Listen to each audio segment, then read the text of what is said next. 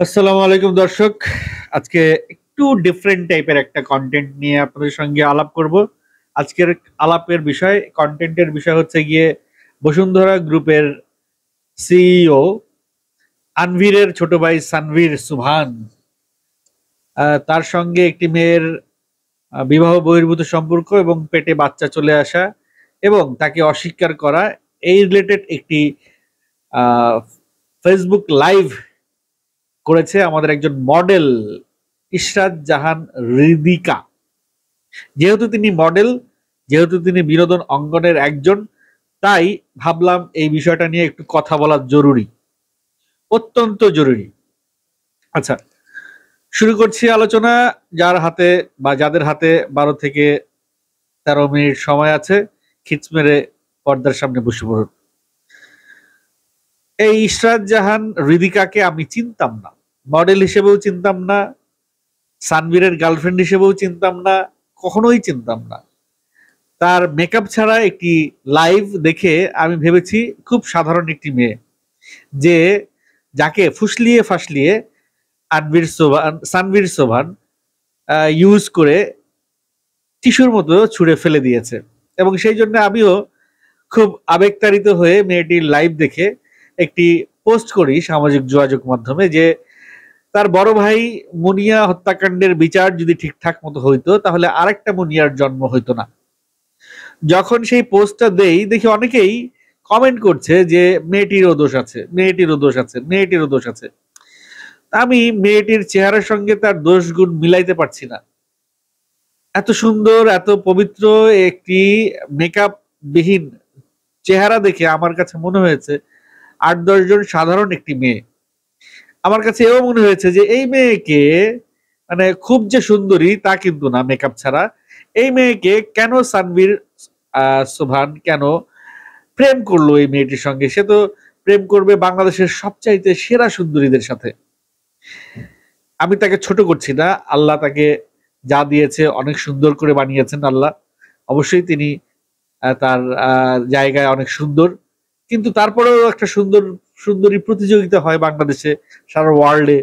সেই প্রতিযোগিতায় miss world, miss universe একটা ক্যাটাগরিতে অনেক সুন্দরী উঠে আসে তাদের বিভিন্ন বিষয় বিবেচনা করে।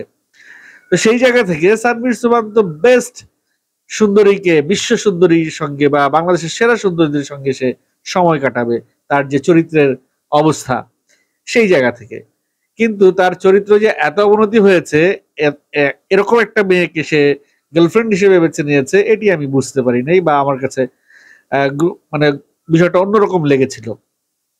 পরবর্তীতে যখন এই মেয়েটির কয়েকটি ইন্টারভিউ দেখতে পাই বিভিন্ন চ্যানেলের, যখন মেয়েটির এই লাইভটা প্রকাশিত হয়, তারপর অনেকেই মেয়েটির মেকআপ সহ চেহারার সঙ্গে মেয়েটিকে অনেকে মিলাইতে সক্ষম হয়েছে। যারা যারা মেয়েটির মেকআপ সহ চেহারার সঙ্গে মেয়েটিকে মিলাইতে পারছেন তাদেরকে ভাই হ্যাটস অফ। মানে অসম্ভব একটা কি বলে কষ্টসাধ্য কাজ, মানে অসম্ভবকে সম্ভব করেছেন আপনারা। আমি জীবনে ওই মেয়ের সব মেকআপ সহ চেহারা আর মেকআপ ছাড়া চেহারায়, দুইটা চেহারা যদি আমার সামনে কেউ এনে দিত, আমি জীবনেও বলতে পারতাম না এরা দুজন একই, যদি না আপনাদের এই ইন্টারভিউটা দেখতাম, ইন্টারভিউ গুলা দেখতাম। সে তার ইন্টারভিউ গুলাতে বলছে যে শি লাভস ব্যাড বয়েস, খারাপ ছেলেদের তার পছন্দ। এমন ছেলের সঙ্গে সে প্রেম করতে চায় যার একটা বাইক থাকবে, রাফ অ্যান্ড টাফ, উড়াধুরা ঘোরাফেরা করবে, সে তার অগোচরে তার সেই বয়ফ্রেন্ড অন্য মেয়ের সঙ্গে ঘুরবে, সে সেই মেয়ের সঙ্গে যায় ঝগড়া করবে, সে সেই মেয়ের তার বয়ফ্রেন্ডের সঙ্গে স্পাইং করবে। এই ধরনের রুচি তার, সে ব্যাড বয়েস তার পছন্দ।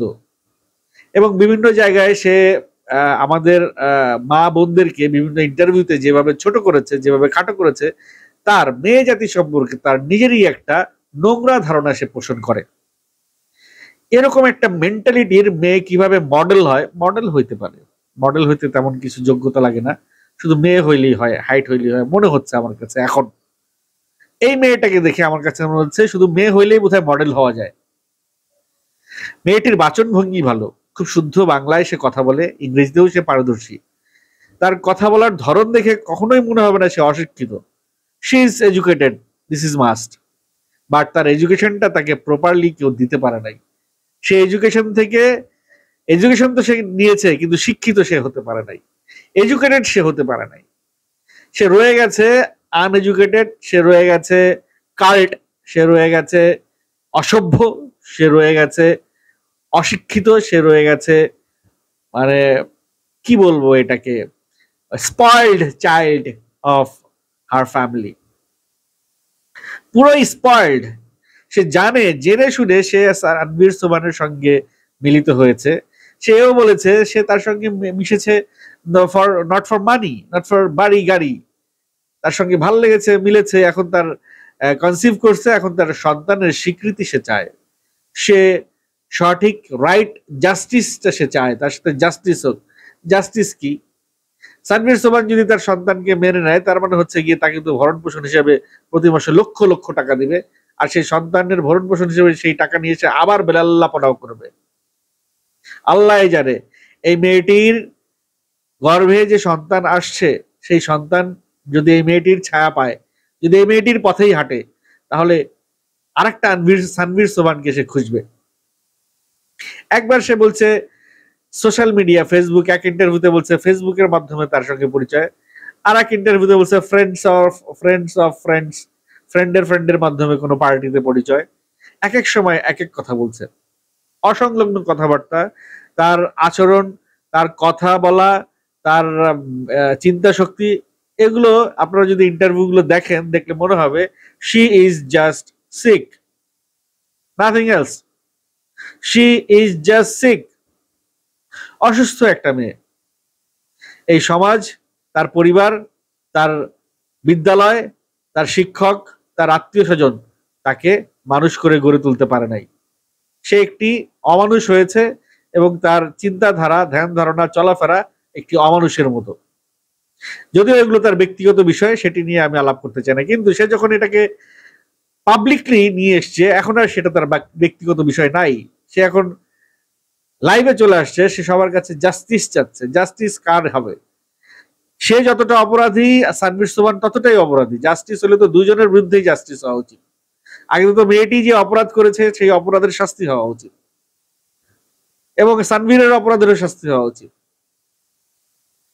আমাদের এই বিষয়টা নিয়ে আমি এই কারণেই কথা তুলছি যে মিডিয়াকে অনেকেই খারাপ ভাবে, মিডিয়ার সম্পর্কে অনেকেরই নেতিবাচক ধারণা রয়েছে, just because of this poor peoples. এই হতদরিদ্র কিছু মেয়ে যারা টাকার জন্য মিডিয়াতে আসে, যারা দীনতা, হীনতা, অসভ্যতা করবার জন্য মিডিয়াতে আসে, এবং তাদের এই অসভ্যতার কারণে আজকে মিডিয়ার এই দশা। তো এই ধরনের মেয়েগুলো আসলে সুগার ড্যাডি খুঁজে, গোল্ড ডিগার, এরা আসলে দু একটা স্ক্রিনে এসে নিজেদের গায়ে মডেলের ট্যাগটা লাগায়, লাগানোর পরে তাদের ব্যবসাটা আসলে ডিফারেন্ট, তারা অন্য কাজ করে বেড়ায়। আমি ইন ডিটেল আর বেশি কিছু বলতে চাইছি না এই ভিডিওতে, আপনারা জানেন কম বেশি সবাই, কিন্তু দে আর নট লিটারেলি মডেল। তারা মডেলের নামটা ব্যবহার করছে, করে এই পেশাটাকে কলঙ্কিত করছে। যারা ভালো, যারা অনেস্ট, যারা মডেলিং করে জীবিকা নির্বাহ করছেন, তাদের কলঙ্কিত করছে। আজকে যদি এই ধরনের মডেলদের যদি প্রশ্রয় দেন, মডেল হিসেবে যারা আখ্যা দেন বা মডেল হিসেবে পরিচয় করায় দেন, তখন তাদের মার্কেটিংটা আমরাই করে দিব। আমি এই যে বললাম সে মডেল, মানে আমি তার মার্কেটিংটা করে দিলাম, একটা সেক্টরে তার ডিমান্ড বেড়ে গেল, তাকে পাওয়ার জন্য লক্ষ লক্ষ টাকা খরচ করার জন্য অনেক সানভীর সোবান বসে আছে।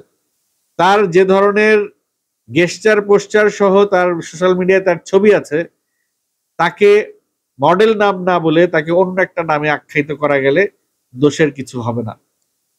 সে এডুকেটেড, বাট সে মানে সে এডুকেশন নিয়েছে, বাট সে এডুকেটেড না।